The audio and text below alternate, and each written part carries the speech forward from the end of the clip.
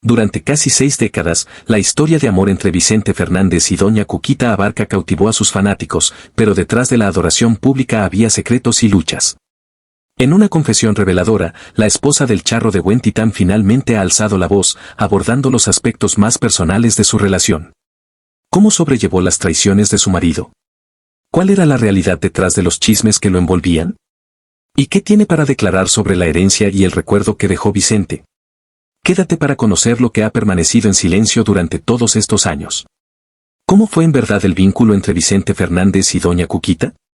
Cuando Vicente Fernández murió a los 81 años el 12 de diciembre de 2021, el mundo entero lamentó la pérdida del charro de Buen Titán, una auténtica figura de la música tradicional mexicana. Se multiplicaron los homenajes para el inconfundible artista, cuya voz y presencia habían marcado a distintas generaciones. Pero detrás del estrellato y los múltiples reconocimientos existía una constante en su historia, Doña Cuquita, su compañera de toda la vida, quien fue una pieza fundamental tanto en su vida íntima como en su carrera. Apodado con cariño como Chente, Vicente dejó un legado memorable, más de 100 álbumes y más de 30 filmes.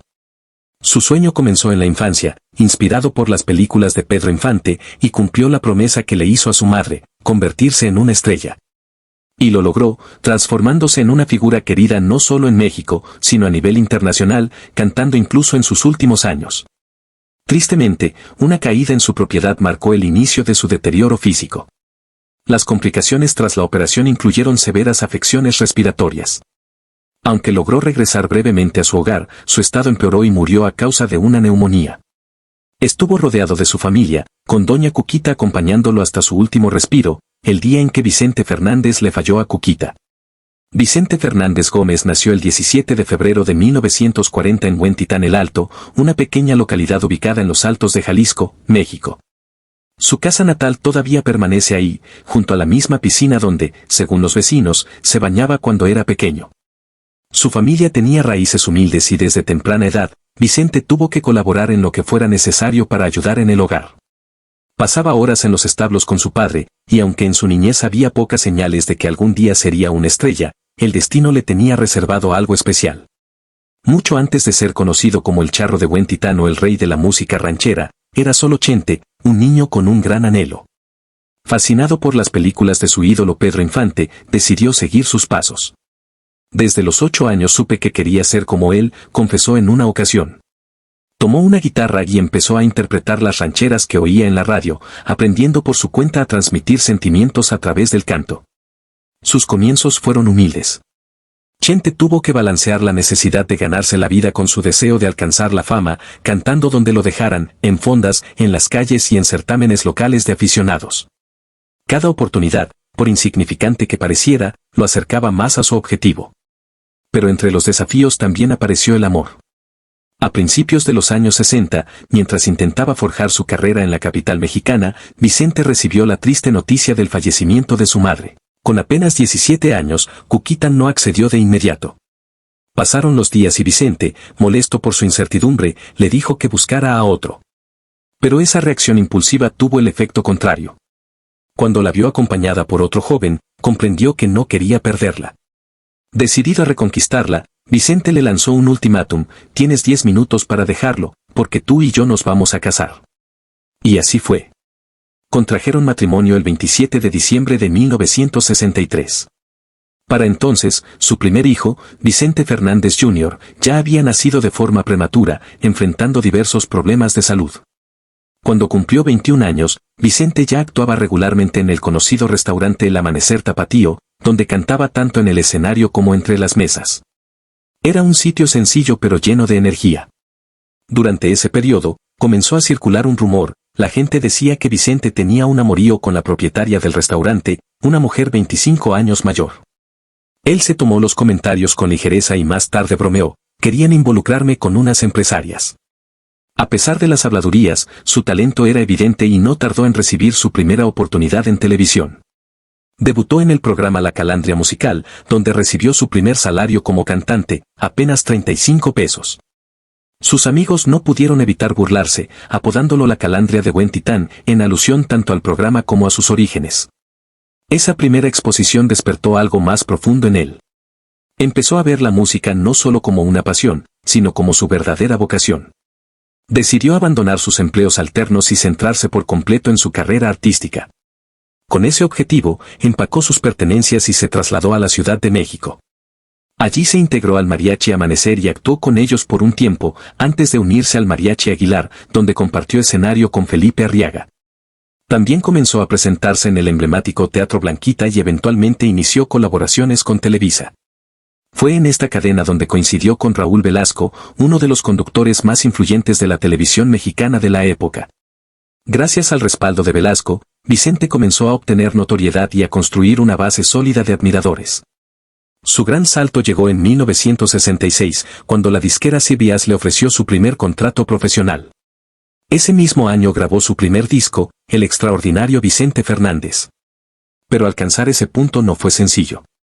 En aquel entonces, Columbia Records, ahora integrada a CBS, centraba su interés en Javier Solís, el indiscutible monarca del bolero ranchero, cuya voz rica y aterciopelada era considerada una de las más destacadas que México había dado. Muchos opinaban que simplemente no había lugar para otra figura del género ranchero, pero el destino tenía reservado un camino distinto. Cuando Javier Solís falleció de manera repentina, dejó un hueco en el panorama musical que brindó a Vicente la ocasión de brillar. Aunque su voz carecía del timbre suave y romántico de Solís, la interpretación enérgica y vibrante de Vicente aportaba una fuerza emocional que encajaba a la perfección con el lado más visceral y apasionado del repertorio ranchero. Era innegable que Solís poseía una técnica vocal considerablemente más depurada. Su célebre voz aterciopelada era admirada por su dominio de lo que los cantantes líricos llaman voz di tavola, un estilo de canto suave y controlado, especialmente complejo de ejecutar en notas elevadas. Requiere un dominio respiratorio excepcional y una fuerza delicada, ya que el intérprete debe sostener un volumen tenue mientras aplica gran presión sobre las cuerdas vocales. Es una destreza que pocos logran perfeccionar, y Solís era uno de ellos. Para dimensionar lo sobresaliente que era, algunos lo equiparaban con grandes exponentes de la ópera como Giuseppe Di Stefano, un tenor italiano venerado incluso por Luciano Pavarotti. La habilidad de Di Stefano para ejecutar notas altas con una voz delicada era incomparable. Y al oír a Solís, se percibía una destreza similar. Su voz combinaba de manera única una profundidad sentimental con una precisión técnica admirable. Pero tras la muerte de Solís, el ámbito ranchero se vio en la búsqueda de una nueva luminaria. Fue entonces cuando Vicente Fernández empezó a ganar terreno. Aunque no compartía la misma técnica delicada, ofrecía otra clase de vigor. Su voz era robusta, dominante y rebosante de sentimiento. No intentó reemplazar a Solís copiando su estilo, labró su propio sendero con una interpretación poderosa y auténtica que conectaba profundamente con la gente. Para 1971, tanto la vida personal como la carrera de Vicente estaban en su apogeo. El 24 de abril de ese año nació su segundo hijo, Alejandro Fernández. Apenas un año después, Vicente alcanzó uno de los hitos más destacados de su trayectoria con el estreno de El ídolo de México en 1972, un álbum que incluía el que se convertiría en su tema más emblemático, Volver, Volver. Esa canción, impregnada de dolor y nostalgia, selló para siempre su huella en los corazones de sus admiradores a nivel global. Al igual que su referente de la niñez, Pedro Infante, Vicente aprovechó la fama adquirida como intérprete para explorar el mundo de la actuación. Debutó en el cine en 1971 con Tacos al Carbón, y pocos años más tarde, en 1974, protagonizó La Ley del Monte, para la cual también compuso la música. Esa cinta marcó su consolidación como estrella del séptimo arte. 2 años después, en 1976, Vicente y su esposa, doña Cuquita, celebraron la llegada de su tercer hijo, Gerardo Fernández. Para entonces, su carrera ya no solo avanzaba, estaba en su plenitud. Durante las siguientes 4 décadas continuaría reinando en la música vernácula, fusionando las rancheras clásicas con nuevas propuestas que lo mantuvieron vigente a lo largo del tiempo. En 1978 presentó un álbum de corridos, baladas narrativas dedicadas a caballos célebres, que fue un éxito contundente. Temas como El Cantador y Mi Amigo el Tordillo se convirtieron en preferidos del público.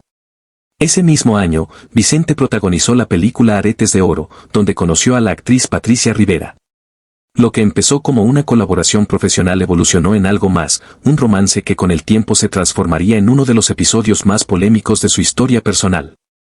La relación causó revuelo años después, cuando se aseguró que ambos habían concebido un hijo, un niño llamado Rodrigo Fernández. Durante más de 15 años, Vicente creyó que Rodrigo, más tarde conocido como Pablo Rodrigo, era su descendiente biológico. Lo reconoció legalmente, le otorgó su apellido y lo crió como un miembro más de su núcleo familiar. Porque mi hijo no nació de Cuquita no significa que no iba a hacerme responsable, expresó alguna vez. No por orgullo ni por resentimiento. No, yo simplemente creí que era mío. Sin embargo, años más tarde, una prueba de ADN reveló la verdad, Rodrigo no era su hijo biológico. La noticia fue un golpe devastador. Vicente pensaba estar actuando correctamente con el niño, y la revelación provocó emociones profundas, no solo en él, sino también en su esposa Cuquita, quien lo había acompañado durante todo ese proceso. Según ella misma relató, cuando Vicente le confesó la verdad, no armó un escándalo. Encendió un cigarro y escuchó en silencio. ¿Qué quieres que haga?, le dijo con serenidad. Me voy a la casa. Ya veré qué hago. Se secó las lágrimas y decidió quedarse a su lado, demostrando la fortaleza que siempre mantuvo su unión. A pesar de las dificultades personales, Vicente continuó laborando. En 1979 rodó El Taur no solo como figura principal, sino también como auxiliar de dirección por vez inicial. Persistió canalizando su ímpetu en su trayectoria musical y fílmica, aun cuando la existencia lo desafiaba más allá del escenario. Los años 80 trajeron un potente renacer en su camino, especialmente en Colombia, donde actuó frente a auditorios repletos en las urbes más importantes. En ese entonces también destinó recursos a algo muy íntimo, un amplio rancho de 500 hectáreas cerca de Guadalajara. Lo bautizó Los Tres Potrillos en tributo a sus tres descendientes, Vicente Jr., Gerardo y Alejandro. Uno de los episodios más memorables de su trayectoria ocurrió el 15 de septiembre de 1984. Vicente actuó ante una audiencia de más de 50,000 almas en la majestuosa Plaza de Toros de la capital mexicana. Esa velada, bajo el cielo descubierto, ofreció una de las interpretaciones más conmovedoras de su existencia. Hasta la actualidad, Vicente Fernández continúa siendo el único intérprete de su estilo en congregar multitudes tan vastas, y su fama en toda Hispanoamérica es incomparable. Fue más que un vocalista, fue un intérprete profundamente emotivo, alguien cuya pasión conectaba con generaciones de seguidores. En México, su notoriedad alcanzó tal dimensión que estaciones radiales de toda la nación comenzaron a conmemorar el 15 de septiembre, víspera de la independencia, como el Día de Vicente Fernández. Era una expresión del cariño y estima que el país le profesaba. En 1987, Vicente presentó Dos Corazones, un disco a dúo con la vocalista Becky Carr. Ambos compartieron tablas en varias oportunidades, generando puestas en escena inolvidables llenas de química y emoción. 2 años más tarde, en 1989, publicó uno de los álbumes más emblemáticos de su carrera, Por tu maldito amor. El sencillo principal se convirtió en un triunfo contundente, al igual que otros temas del disco como Te juro y Tanto que le temía al mar. La intensidad emocional del tema central era sumamente íntima. Se inspiró en su exproductor artístico Federico Méndez, quien lamentablemente terminó con su vida tras padecer un desengaño. Los arreglos del disco fueron realizados por Pedro Ramírez, quien tomó el relevo tras el deceso de Méndez. En 1990, Vicente honró a una de sus mayores referencias con el disco Los Clásicos de José Alfredo Jiménez, en deferencia al icónico autor cuyas piezas contribuyeron a moldear el género ranchero. Paralelamente a su carrera musical, Vicente también cimentó su reputación como histrión. Durante 20 años equilibró el canto y el cine, actuando en más de 30 cintas. Pero en 1991 optó por retirarse del cine. Sentía que con la madurez ya no podía encarnar al altivo y noble charro, el típico jinete mexicano, de la forma que ese ron merecía. Aún así, continuó grabando y presentándose. A inicios de los 90 llegaron más aciertos, incluyendo Es una pena que seas un extraño y Lo que estoy pensando en 1992, seguidos por Aunque me duela el alma y Son muy bonitas, en 1993. Sin embargo, no todo fue armonía tras el telón.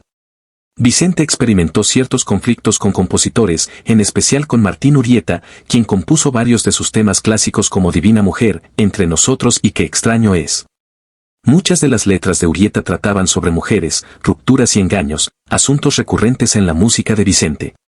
En el otoño de 1999 inició una gira promoviendo tanto sus más grandes temas como un sentido tributo a los Dandies, uno de los tríos más entrañables de México. Ese mismo año, sus logros fueron reconocidos a nivel mundial cuando fue postulado al Lifetime Achievement Award en los Latin Rhythm Awards realizados en el Universal Amphitheater de Los Ángeles.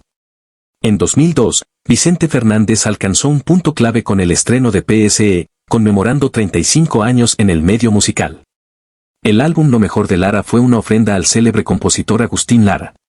En ese mismo tiempo también edificó la arena para eventos y charrería Vicente Fernández Gómez en su rancho Los Tres Potrillos, situado en las afueras de Guadalajara.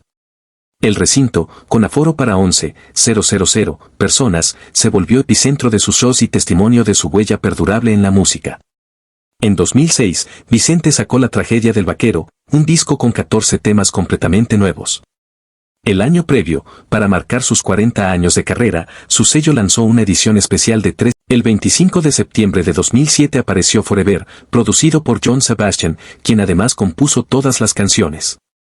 El álbum fue un éxito aplastante, obteniendo de inmediato disco de diamante y uno de oro en México. En Estados Unidos alcanzó su sexto disco de platino apenas semanas después del debut. El sencillo Forever lideró las listas por más de 3 meses, encabezando los rankings de música regional mexicana.